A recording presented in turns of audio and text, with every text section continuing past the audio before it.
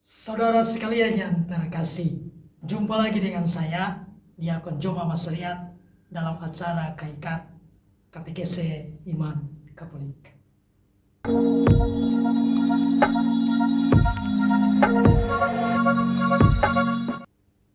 Seringkali orang bertanya kepada kita, mengapa umat Katolik mendoakan orang yang sudah meninggal dunia?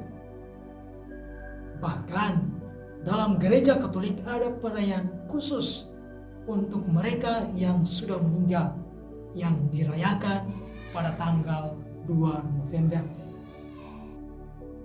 Bukankah orang yang sudah meninggal merupakan urusan Tuhan dan bukan urusan kita manusia? Inilah pertanyaan-pertanyaan yang dilontarkan oleh saudara-saudara kita yang bukan Katolik kepada kita. Karena itu, patutlah kita memberikan jawaban kepada mereka. Ada beberapa pertanyaan yang mereka sampaikan kepada kita, dan karena itu patutlah kita menjawabnya. Yang pertama, karena kita Katolik percaya bahwa adanya api penyucian. Api penyucian atau dalam bahasa Latin disebut purgatorium adalah tempat atau proses kita disucikan. Gereja Katolik mengajarkan hal ini dalam Katekismus Gereja Katolik nomor 1030 sampai 1032. Di sana dapat disarikan sebagai berikut.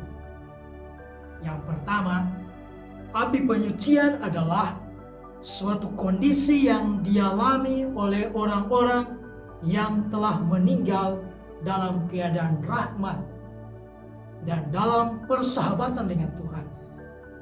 Namun, mereka belum suci sepenuhnya, sehingga mereka memerlukan proses pemurnian selanjutnya setelah kematian.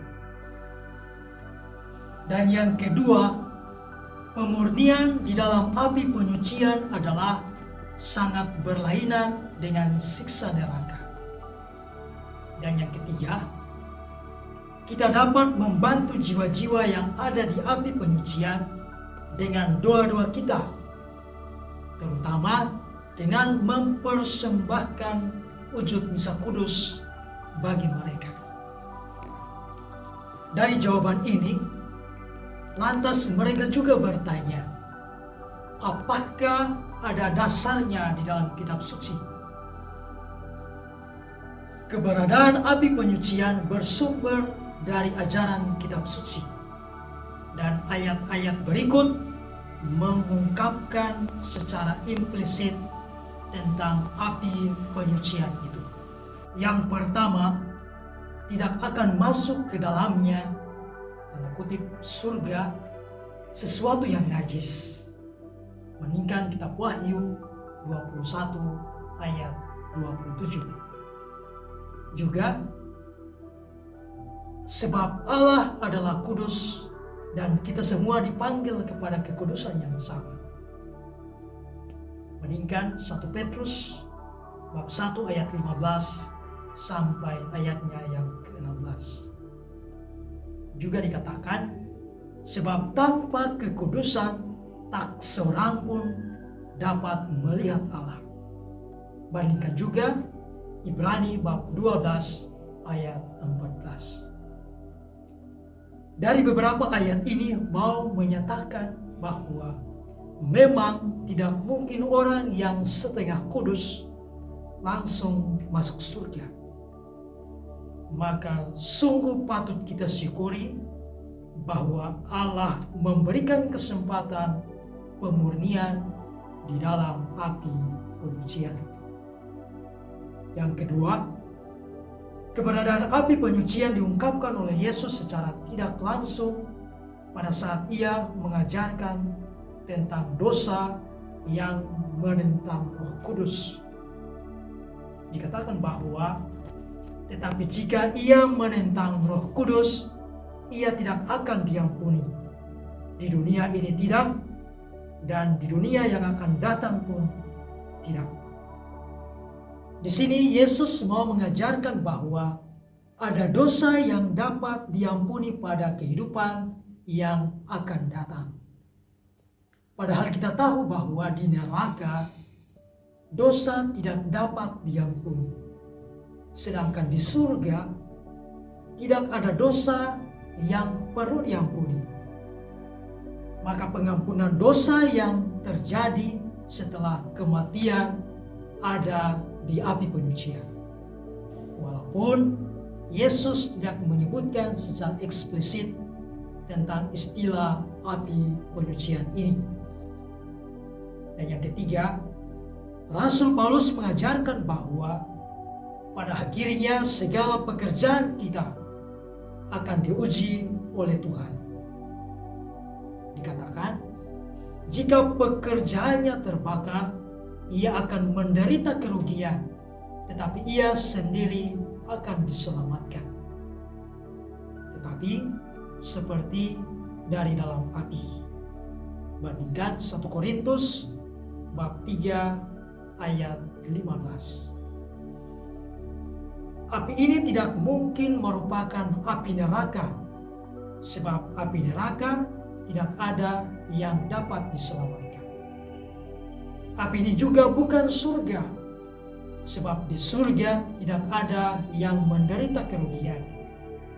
Sehingga api di sini menunjukkan adanya kondisi di tengah-tengah di mana jiwa-jiwa mengalami kerugian sementara untuk mencapai surga.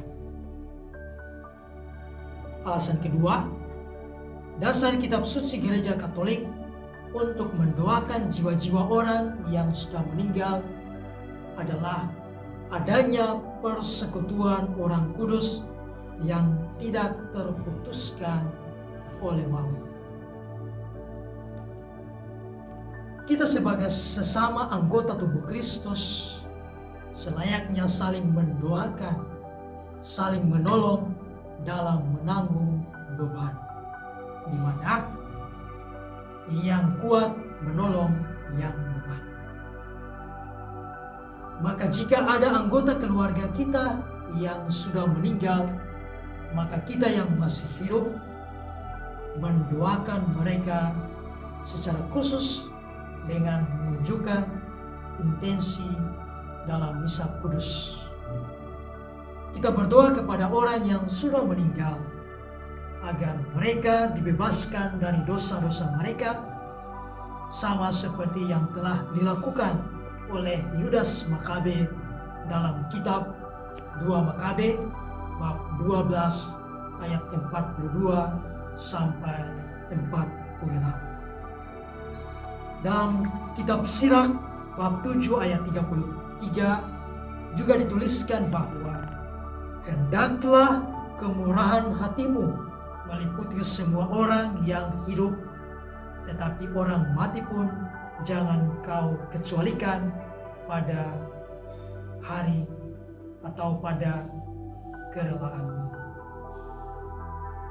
Saudaraku yang terkasih, ayat-ayat ini mempunyai pengertian bahwa bantuan melalui doa-doa dan persembahan kepada orang yang sudah mendahului kita tidak akan sia-sia.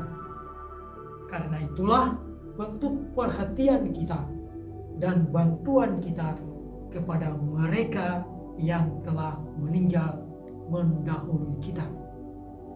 Karena itu saudara-saudaraku yang terkasih, marilah kita selalu mendoakan orang-orang yang sudah meninggal dunia, secara khusus keluarga kita masing-masing, agar mereka boleh menikmati kebahagiaan surgawi bersama dengan Allah dan para malaikatnya. Sekian dan terima kasih. Tuhan Yesus memberkati.